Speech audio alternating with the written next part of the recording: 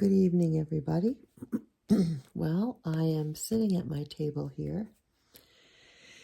It is pretty late at night because I can't sleep. So I thought, as I laid there and tossed and turned and tossed and turned, I thought, why don't I just get up and do this idea that I've had in my head, that I think I have tried before, but it's been a while.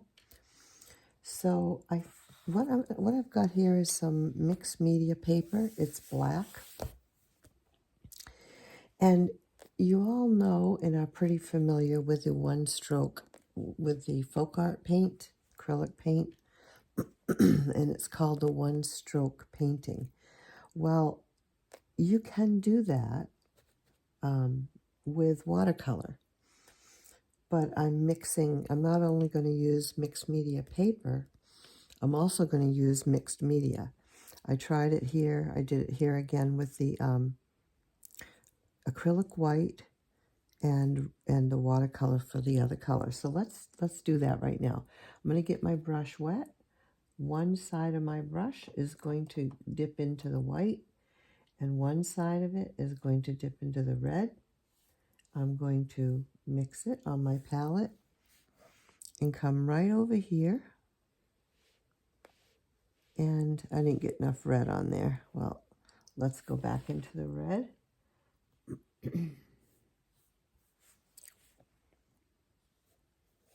There's a little more. I need more red, I guess. It does work pretty good. I have a little too much water on my brush. So that one didn't work so good. This one worked great.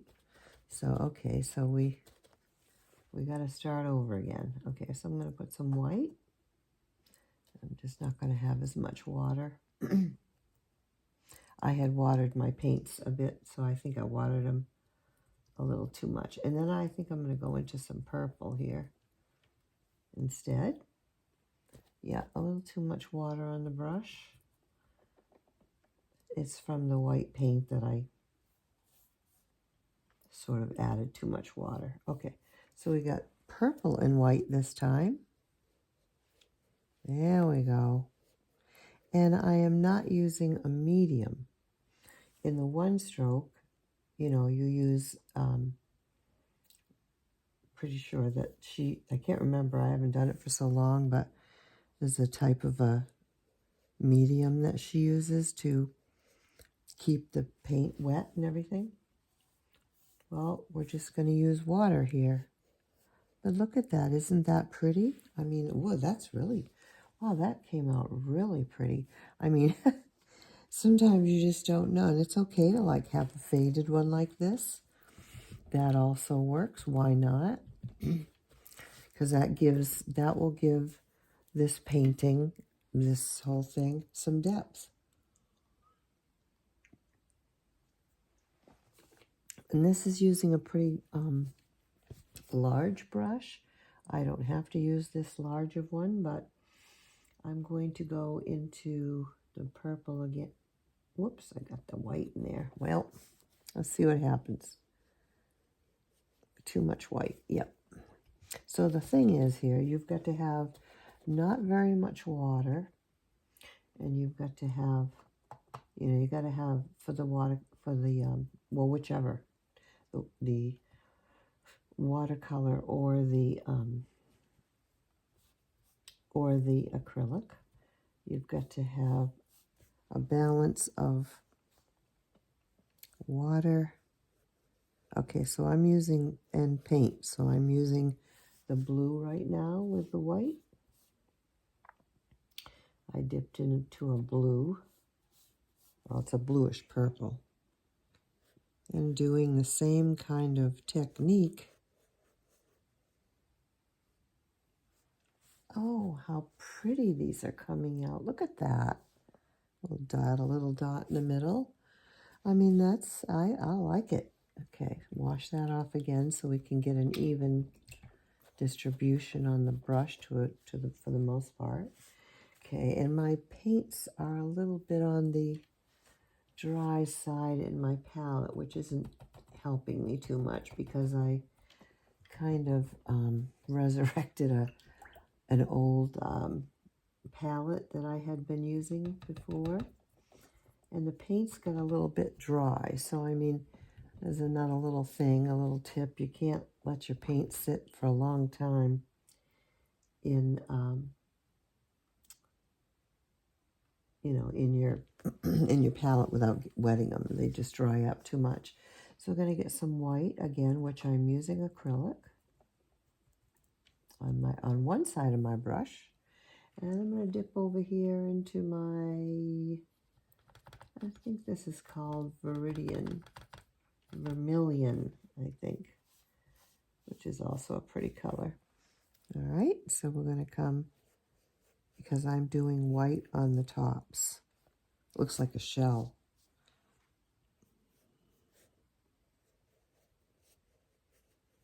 Wiggling my brush. And isn't that just pretty? This is starting to look like a page of fireworks, if you can think about it, with the black page being the night, and these are the fireworks. But I think it's I really wanted to kind of, I've been thinking about it here for a while this evening, and I had gone to bed hoping to go to sleep, which didn't happen. So I decided that that's that. I'm going to get up and try this. So far here we're we're doing really well. So I've got a pretty blue with this. Still using the acrylic white. And I can go right over some of what I was already doing. And that is a little lesson on layering. Because this one is dry, these are dry. And now I can take the fresh paint and go right over it and make something new. So let's get the white again on one side. And how about if we let's grab a yellow. And this yellow is acrylic. I work with so many acrylics alongside my watercolors. Now I'm going to flip this. And I'm going to put the white in the middle and the color on the outside. See what I can accomplish here. Not bad. It didn't turn out too bad. Well, I'm liking this so far. I mean, I didn't know how it would turn out, but I know I have tried it in the past, and I did have pretty good luck. But I don't think I used black paper. I was using, you know, regular white or off-white watercolor paper. So let's try, so I think I just dipped my sweater right into the paint. Well, this is a painting sweater anyway, so. All right, so let's see. Try it again with white on one side. The white always looks so pretty. That's why I like to use the white. And how about if we try let's try another yellow. See if we can get that a little bit stronger. Oh, I just kind of lost my... Let's go in it again. Well, look at that. I grabbed something else along the way, and it went into it, and that's fine. That's, you know, that's okay, because that just made something even prettier than what Now I'm going to, because I have acrylic paint here, I want to wipe off this palette before that white starts to dry and that yellow. I just had this palette in my closet, and I remembered that I liked the metal and versus the plastic. I liked the feeling of it when I was blending colors, you know, on the palette and so forth. So this is pretty cool so far. Now I can do the same thing with, all right, we're going to get some yellow, and we're going to get a green, because we're going to do some stems in that fashion, so that I will have a blend of the yellow, and just like when she does it with the acrylic paint, we are doing it with acrylic and watercolor, and it's working out wonderfully. See that? And you get that mix of a color, and I think that's pretty cool.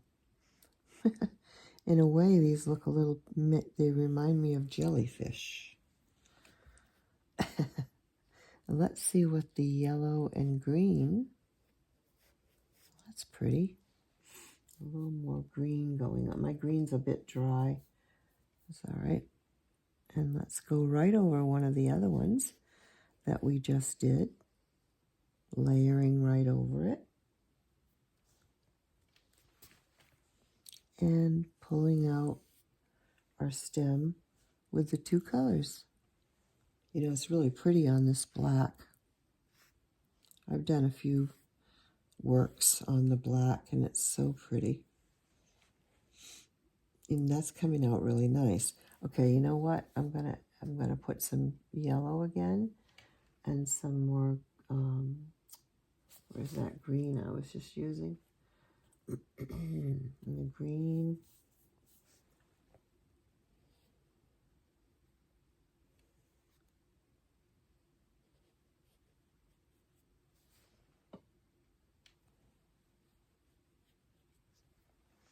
And we can make some really pretty, look at that. Oh, this is turning out really nice. I hope you're liking it like I am. Oh, so cool. I'm so glad I couldn't sleep. Okay, and let's go like this. I mean, there's all kinds of ways that we can make our little, our leaves, right?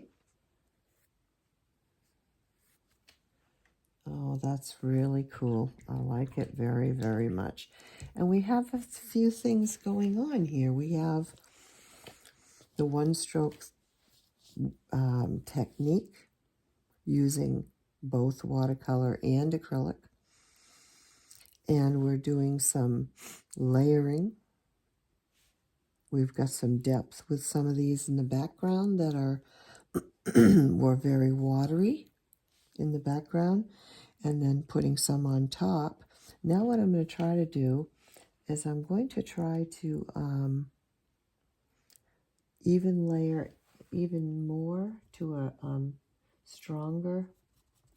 So that means I need very, very, very little paint. I mean, very, very little water, and much more pronounced paint. So let's see if I can go, yeah, see that? Right on top. Oh, that's so nice. So, so, so nice. I love it. And these little late night things. I've had a few late night tutorials that I couldn't sleep, so I got up to, do a tutorial on paint. Well, while an idea is fresh in my head, that's when I like to do it, is when, something cool pops into my brain to do. And, I want to just try it right then. Sometimes I can't get back to sleep until I do. So here's another couple of bringing in some more depth by going over some of them that are on here with, oh,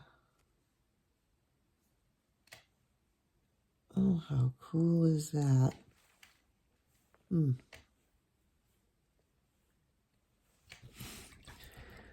Wow, that's nice. See if we can add some more of the, let's just see if we can just throw in some greenery here and there.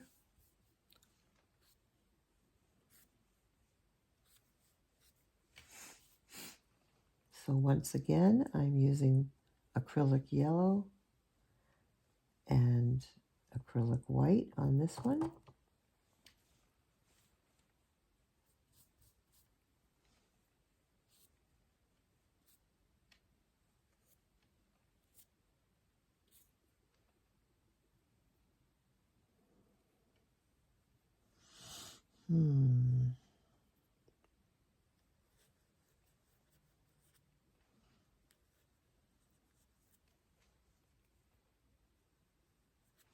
Don't have much left on the brush, but that's okay because there's another layer on top. As long as what you do is you put down, if you want something to look like it's in the background, you put down a washy type of, like we did with this one right here. And it'll blend into the paper and this one here. And it becomes faint. You let it dry. Once it's dry, you take another, you put some stuff on your paintbrush, paint and water on your paintbrush. You go over it with that one. Make sure that bottom layer, each time you layer another layer on top, we've done 3 or 4 layers here. Make sure what's underneath is very, very dry, and it will work out really awesome. I love this right here on top of this purple leaf, but I also love the way all the rest of them came out as well. And we did the same thing with our leaves. We've got some more faint ones, and then some darker ones over some light one over the faint ones, more pronounced, more pigment. And isn't that just beautiful? Now that's using that size brush. We can also do the same thing with a smaller. It doesn't work with flat brushes. I've tried. I mean with round brushes. I've tried round brushes before. Let's take this smaller flat brush.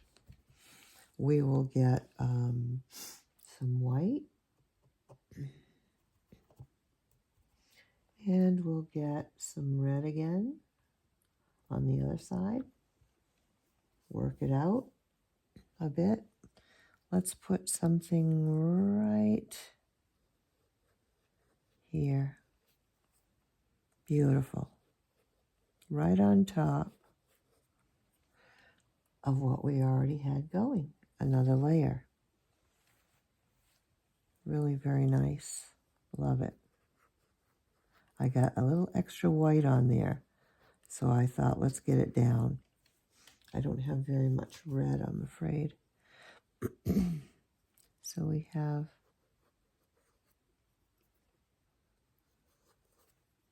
that came out pretty on top of the other one. Grab some of my paint, whatever color I got going on here, and use it. And I don't have to take all the paint off. I can go in, go to my yellow and my green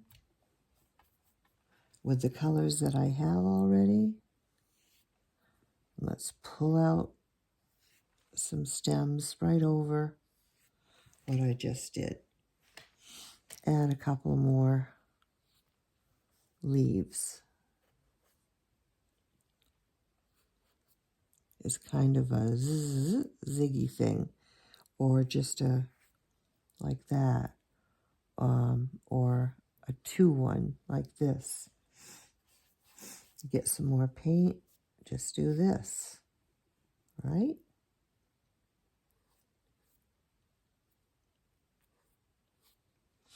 There's so many ways to do all these things. Go in and grab a whole bunch of of color. And then you just bring it back to here and look at this. You've got, just dip into everything that I just put down. And it's getting dry. But just take all the colors that I just barely put down there, and we can get other colors happening. Well, everything's drying up, I guess. There we go. You see? I could go in here and dip into some pink or something.